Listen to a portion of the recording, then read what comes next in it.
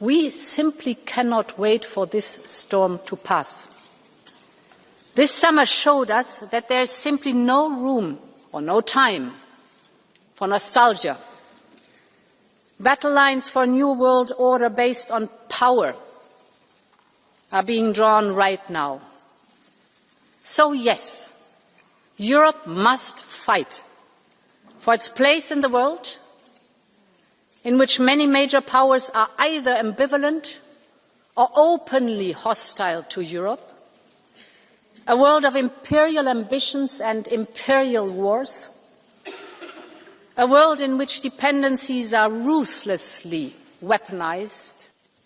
I must say I've lost count of the number of times that I was told that Europe could not do this and could not do that in the pandemic, on the recovery plan, on defense, on supporting Ukraine, on energy security, and the list goes on.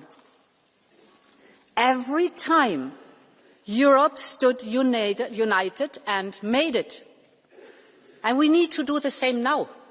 So, honourable members, the central question for us today is a simple one. Does Europe have the stomach to fight? Do we have the unity and the sense of urgency, the political will and the political skill to compromise? Or do we just want to fight between ourselves, be paralysed by our divisions? That is what all of us have to answer. Honourable members, this war needs to end with a just and lasting peace for Ukraine. Because Ukraine's freedom is Europe's freedom. The images in Alaska were not easy to digest. But just a few days later, European leaders came to Washington to support President Zelensky and secure commitments. Real progress has been made since then. And just today we have seen a reckless and unprecedented violation of Poland and Europe's airspace by more than 10 Russian Shahid drones. Europe stands in full solidarity with Poland.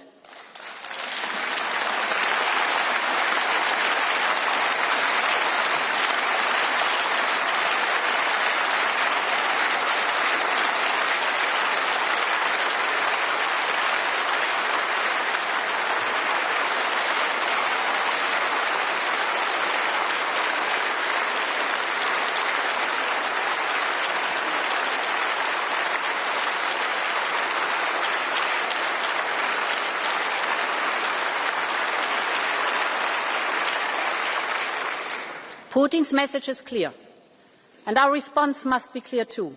And this is why I can also announce that Europe will front-load 6 billion euros from the air alone and enter into a drone alliance with Ukraine.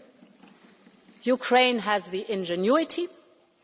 What it needs now is scale, and together we can provide it so that Ukraine keeps its edge and Europe strengthens its own. Ladies and gentlemen, members of Parliament, Putin's war economy will continue even if the war stops.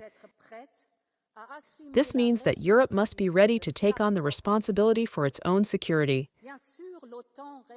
Of course, NATO will always be essential, but only a strong and credible European defense posture can ensure our security.